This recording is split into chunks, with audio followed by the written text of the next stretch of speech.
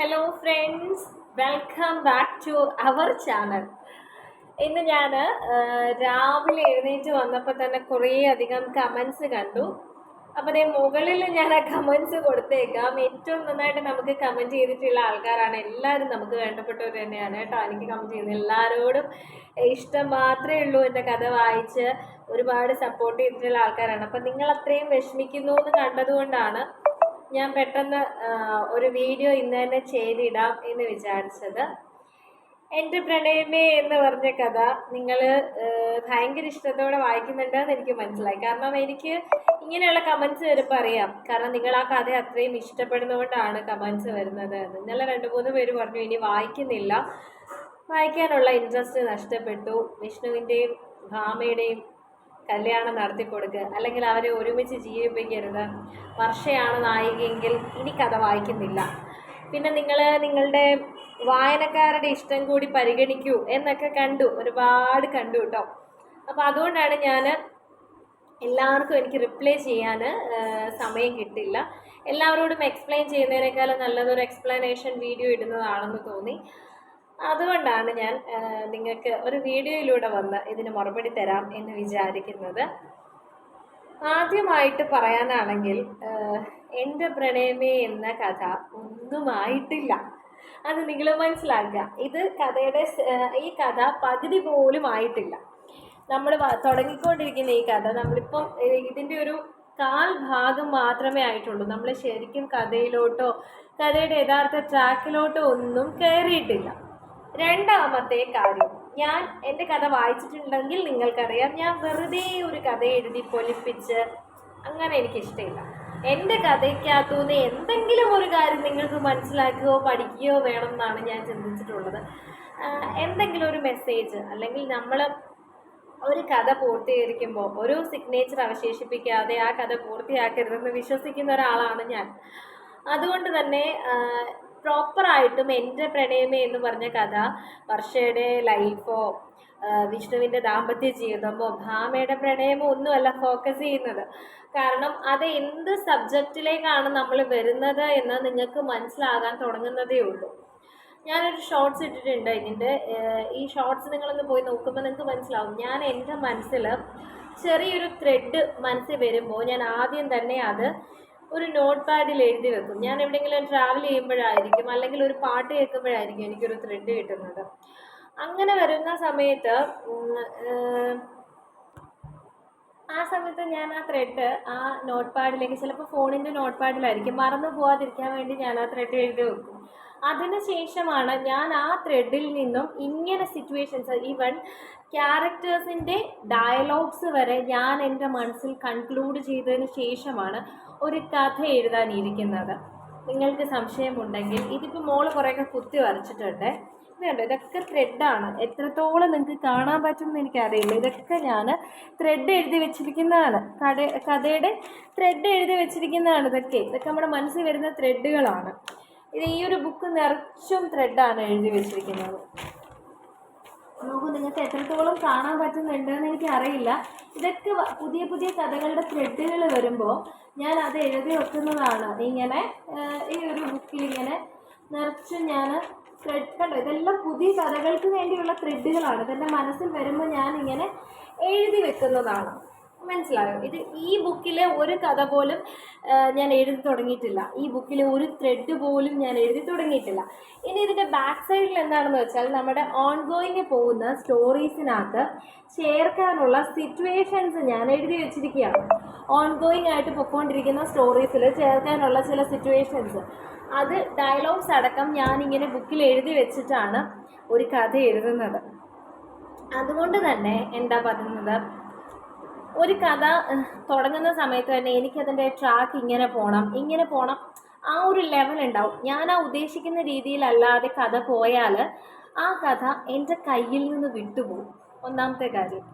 അപ്പോൾ പിന്നെ നിങ്ങളുടെ ഇഷ്ടത്തിന്, അല്ലെങ്കിൽ നിങ്ങളിപ്പോൾ പറയുന്നു പന്തലിൽ വെച്ച് പെട്ടെന്ന് ഭാമയെ വിഷ്ണു കല്യാണം കഴിക്കണമായിരുന്നു, വർഷയുടെ കാമുകന്മാർ വന്നിട്ടെല്ലാം കണ്ടുപിടിക്കണമായിരുന്നു എന്നൊക്കെ, ആ ഒരു ലെവലിലൊക്കെ എഴുതുമ്പോൾ പിന്നെ എൻ്റെ കയ്യിൽ നിന്ന് ഫുള്ള് കഥ പോയി, എൻ്റെ മനസ്സിലുള്ള ത്രെഡേ പോയി.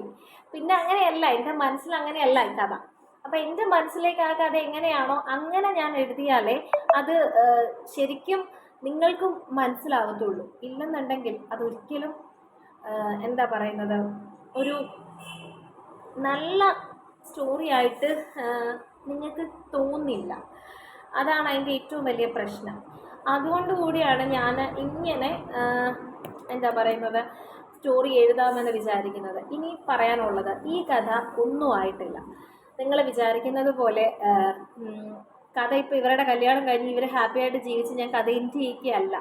ഇതിൽ ഭാമയ്ക്ക് റോളുണ്ട്, വർഷയ്ക്ക് റോളുണ്ട്, ഹരിക്ക് റോളുണ്ട്, പിന്നെ നമ്മൾ വായിച്ചുകൊണ്ടിരിക്കുന്ന നീതുവിനും ആദർശിനും എല്ലാവർക്കും ഇതിനകത്ത് ഇനിയും ഒരുപാട് പറയാനുണ്ട്, ഒരുപാട് കമ്മ്യൂണിക്കേറ്റ് ചെയ്യാനുണ്ട്. ഇതിപ്പോൾ എത്ര പാർട്ടായി? 10ഓ 12ഓ പാർട്ടായിട്ടേ ഉള്ളൂ. ഒന്നും ആയില്ല, കഥ ഒന്നും ആയിട്ടില്ല. ഇത് ഞാൻ ഇപ്പം തീർത്ത് പറയുന്നു, കഥയുടെ 1/4 ഭാഗം പോലും ആയിട്ടില്ല. പകുതിയെങ്കിലും ആവാതെ നിങ്ങൾ വായന നിർത്തുകയാണെന്ന് പറഞ്ഞാൽ എന്താ ഞാനിപ്പോൾ പറയുക? പിന്നെ നിങ്ങൾക്ക് ക്യൂരിയോസിറ്റി ആണ്, കാത്തിരിക്കാൻ പറ്റുന്നില്ല, ഞാൻ തീർന്നിട്ടേ വായിക്കുന്നുള്ളൂ എന്നുള്ള നിലപാടാണെങ്കിൽ ഓക്കെ. നമ്മളൊരു കാര്യം ഇഷ്ടപ്പെട്ട് വായിക്കുക എന്നുള്ളത് നമ്മുടെ ഇഷ്ടമാണ്. നമുക്ക് ഇഷ്ടമുണ്ടെങ്കിൽ മാത്രമേ നമ്മളത് വായിക്കാവൂ. പിന്നെ ഞാൻ ആദ്യം മുതലേ പറയുന്നൊരു കാര്യമാണ്, ഞാൻ ഒരിക്കലും എൻ്റെ കഥയ്ക്കൊരു സാഡ് എൻഡിങ് എനിക്കിഷ്ടമില്ല. ഞാൻ അങ്ങനത്തെ സിനിമകൾ കാണാറില്ല. എല്ലാവരും പറയുന്നു വന്ദനം എനിക്കിഷ്ടമില്ല, വന്ദനം എനിക്കിഷ്ടമില്ല. അങ്ങനെ നായകനും നായികയും ഒരുമിക്കുന്ന അല്ലാത്ത സിനിമകൾ ഞാൻ കാണുക പോലും ചെയ്യാറില്ല. അപ്പോൾ പിന്നെ ഞാൻ ഒരിക്കലും എൻ്റെ കഥയ്ക്കകത്ത് അങ്ങനെ ഒരു ദുരന്തം എൻഡിങ് ഒന്നും കൊണ്ടുവരില്ല കേട്ടോ. ദുരന്തം എൻഡിങ് ഒന്നും കൊണ്ടുവരത്തില്ല. കാരണം എനിക്ക് അങ്ങനെ ഒരു ദുരന്തം പറയാനും അത് നിങ്ങളുടെ മുൻപിലേക്ക് കൊണ്ടുവരാനും എനിക്ക് ഇൻട്രസ്റ്റ് ഇല്ല. ഞാൻ പറഞ്ഞില്ലേ, നമ്മൾ ഒരുപാട് സ്ട്രെസ് റിലീഫിനായിട്ടായിരിക്കും ഒരു കഥ വായിക്കുന്നത്. അപ്പം നമ്മൾ അതിലും കൂടെ ദുരന്തം കയറ്റി കൊണ്ടുവരുന്ന ഇഷ്ടമല്ല. പിന്നെ വർഷയെ പോലുള്ള എത്രയോ പേരുണ്ട് ഇല്ലേ? പിന്നെ നിങ്ങൾ കുറേ പേര് വിഷ്ണുവിനെ കുറ്റം പറയുന്നുണ്ട്. വിഷ്ണുവിനോട് ഒരിക്കൽ പോലും ഭാമ തൻ്റെ ഇഷ്ടം തുറന്നു പറഞ്ഞിട്ടില്ല ഇല്ലേ? ഒരു വട്ടം പോലും പറഞ്ഞിട്ടില്ല. വിഷ്ണുവിന് ഇത് അറിയില്ല. പുള്ളിക്ക് ഗണനമുണ്ടോ ഭാമയ്ക്ക് ഇഷ്ടമാണെന്ന് മനസ്സിലാക്കാൻ? നിങ്ങൾ വിഷ്ണുവിനെ കടന്ന് ചീത്ത വിളിക്കുമ്പോൾ ഈ കാര്യം കൂടി ഓർക്കണം. വിഷ്ണു അറിഞ്ഞിട്ടില്ലല്ലോ ഭാമയുടെ ഇഷ്ടം.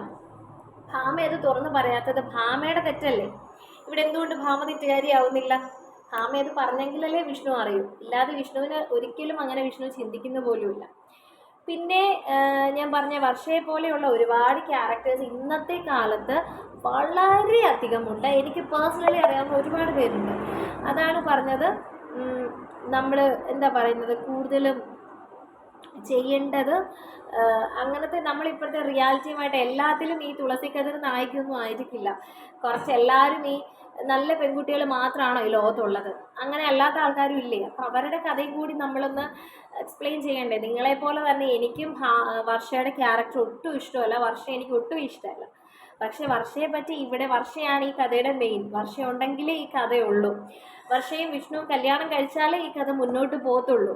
വർഷയും വിഷ്ണു ഒരുമിച്ച് ജീവിച്ചാലേ ബാക്കി ഭാഗങ്ങൾ നമുക്ക് നിങ്ങളുടെ മുൻപിൽ പറയാൻ പറ്റുള്ളൂ. സിറ്റുവേഷൻ അത് ഡിമാൻഡ് ചെയ്യുന്നു. അതുകൊണ്ടാണ് അങ്ങനെ ഒരു ക്യാരക്ടറിനെ അവിടെ കൊണ്ടുവന്നതും. ഇതിലും സത്യം പറഞ്ഞാൽ ഇതിൽ ഭാമയാണ് നായിക എന്ന് പറഞ്ഞെങ്കിൽ പോലും വർഷയ്ക്കാണ് കൂടുതൽ പെർഫോം ചെയ്യാനുള്ളത്. ചില സിനിമകളിൽ നമ്മളങ്ങനെ കണ്ടിട്ടില്ലേ? ഇപ്പോൾ ഉദാഹരണത്തിന് തുടരും സിനിമയിൽ തന്നെ വില്ലനല്ലേ കൂടുതൽ പെർഫോം ചെയ്യുന്നത്. ലാലേട്ടൻ്റെ ആ ഒരു ഗ്രേസ് അവിടെ ഉണ്ടെങ്കിലും വില്ലനാണ് ആ സിനിമ ഫുള്ളായിട്ട് കൊണ്ടുപോകുന്നതായിട്ട് നമുക്ക് തോന്നുന്നത്. എന്ന് പറഞ്ഞ പോലെ ഇവിടെ വർഷയ്ക്കാണ്, ഈ കഥയിൽ വർഷയ്ക്കാണ് കൂടുതൽ പ്രയോറിറ്റി. അത് വർഷ നായിക ആയതുകൊണ്ടല്ല, വർഷ എന്ന ക്യാരക്ടറിൽ നിന്നാണ് വിഷ്ണു എന്ന ക്യാരക്ടറിനെ നമ്മൾ കൂടുതലായിട്ട് അറിയാൻ പോകുന്നത്.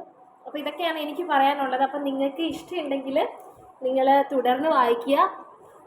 നമ്മൾ ഒരിക്കലും ഫോഴ്സ് ചെയ്യില്ല. ഞാൻ നിങ്ങൾക്ക് ഇഷ്ടപ്പെട്ട് മാത്രം നിങ്ങളത് കണ്ടിന്യൂ ചെയ്യാവൂ. പക്ഷെ ഇത്രയും കാര്യങ്ങൾ എനിക്ക് പറയണം എന്ന് തോന്നി. അപ്പോൾ എന്തായാലും ഞാൻ എഴുതി തുടങ്ങിയ സ്ഥിതിക്ക് കണ്ടിന്യൂ ചെയ്യും, തീർക്കും. അപ്പം നിങ്ങൾ മനസ്സിലാക്കുക സ്റ്റോറിയുടെ ഒരു രീതി. നിങ്ങളിപ്പം നമ്മൾ വെളിയിലിരുന്ന കമൻട്രി പറയാൻ എളുപ്പമാണെന്ന് പറയുന്നത് പോലെ ഒരു കഥ എഴുതി പൂർത്തിയാക്കുന്നത് ഒട്ടും എളുപ്പമല്ല. നമ്മുടെ മനസ്സിൽ അത്രത്തോളം സ്ട്രെസ്സും കാര്യങ്ങളും ഒക്കെ ഉണ്ടെങ്കിലും നമ്മൾ ഇതിനു വേണ്ടി സമയം മാറ്റി വയ്ക്കുന്നത് നമുക്ക് എഴുതി ഇഷ്ടമായതുകൊണ്ട് തന്നെയാണ്. അപ്പോൾ എനിക്കിത് കണ്ടപ്പോൾ പ്രതികരണമൊന്നുമല്ല. നമ്മളൊരു സോഷ്യൽ മീഡിയ പ്ലാറ്റ്ഫോമിൽ കഥ ഇടുമ്പോൾ നെഗറ്റീവും പോസിറ്റീവും നമ്മൾ അക്സെപ്റ്റഡ് ആയിരിക്കണം.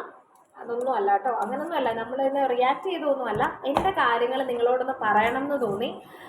കാരണം നിങ്ങൾ ഏറ്റവും കൂടുതൽ നമുക്ക് സപ്പോർട്ട് ചെയ്തിട്ടുള്ള ആൾക്കാരാണ്. 3 മാസം കൊണ്ടാണ് എൻ്റെ ചാനൽ 10,000 സബ്സ്ക്രൈബേഴ്സിലോട്ടൊക്കെ മറ്റോ വന്നത്. അപ്പം നിങ്ങളാണ് എൻ്റെ ഒരു ബലം, എൻ്റെ ഫാമിലിയാണ് നിങ്ങൾ. അപ്പം നമ്മളൊരു ഡിസിഷൻ എടുക്കുമ്പോൾ നമ്മുടെ ഫാമിലിയെ അറിയിക്കാറില്ലേ എന്ന് പറയുന്നത് പോലെ ഞാൻ പറഞ്ഞതാണ്. നിങ്ങളെ ആരെയും വിഷമിപ്പിക്കാൻ വേണ്ടിയല്ല, ഞാൻ എൻ്റെ ഭാഗം പറഞ്ഞതേ ഉള്ളൂ. നിങ്ങൾ വായിച്ചു നോക്കൂ, നിങ്ങൾ ഒരിക്കലും നിരാശരാക്കില്ല ഞാൻ. നിങ്ങൾക്ക് ഇഷ്ടപ്പെടുന്ന റൊമാൻസും കാര്യങ്ങളും ഒക്കെ വരുന്നതേ ഉള്ളൂ. വെയിറ്റ് ചെയ്യൂ കേട്ടാ. അപ്പോൾ അത്രേ ഉള്ളൂ. Bye bye, see U.